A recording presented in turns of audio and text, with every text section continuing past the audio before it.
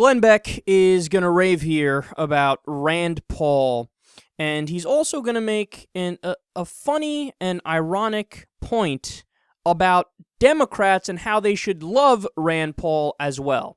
So let's listen, and then I'll break it down and explain why it's ironic. Rand Paul can bridge the gap between Glenn and Pat and the University of California, Berkeley.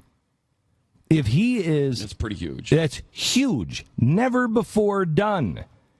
If he were on the left, he would be being heralded as God.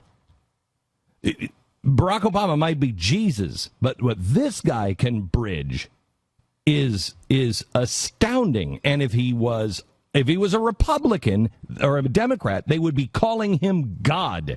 That we had the Son of God. Now God has shown up.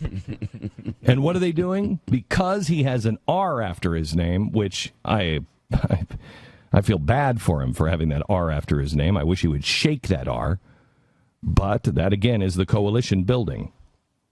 They dismiss him and mock him and are going to try to discredit him.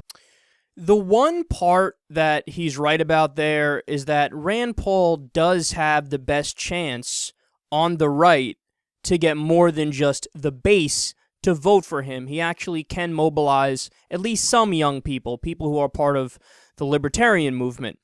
But his idea that Democrats would think Rand Paul is a god if he just didn't have an R by his name, no, we give him credit when he's right. And don't get me wrong, sometimes he is right, like on some social issues and on the NSA and occasionally on drones.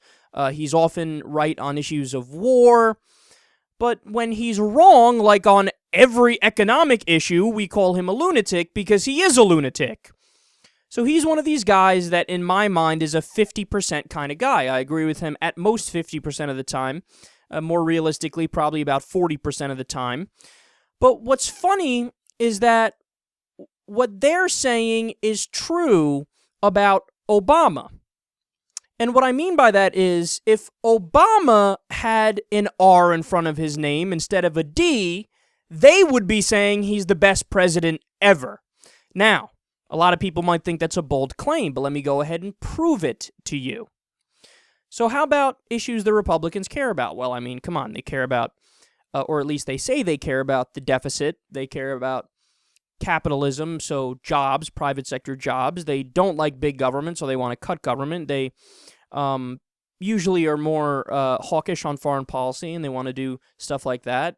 They like a strong state that we got to protect from terrorism. They all love the Patriot Act. So let's go point by point here. On the deficit, the federal budget deficit fell faster last year, quote, than in any year since the end of World War II.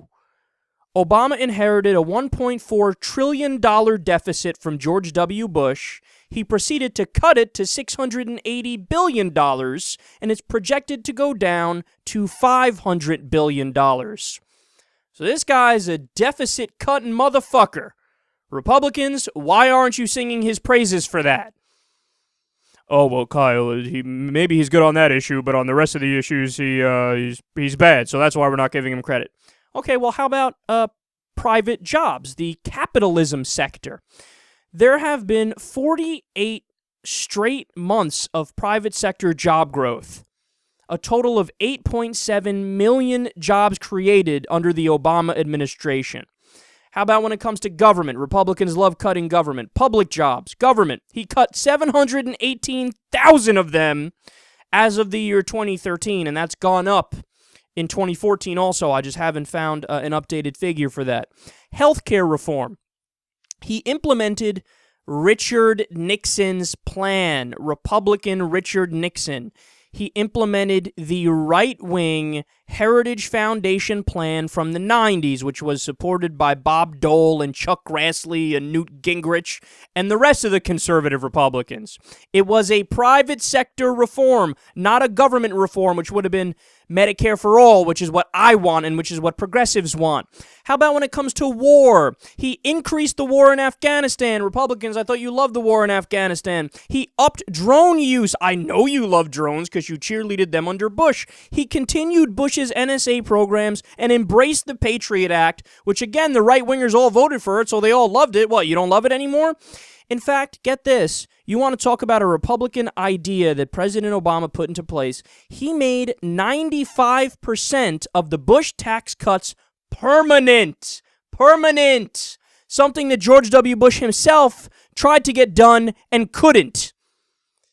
If this guy had an R in front of his name, the Republicans would already be calling for him to have his name on fucking money.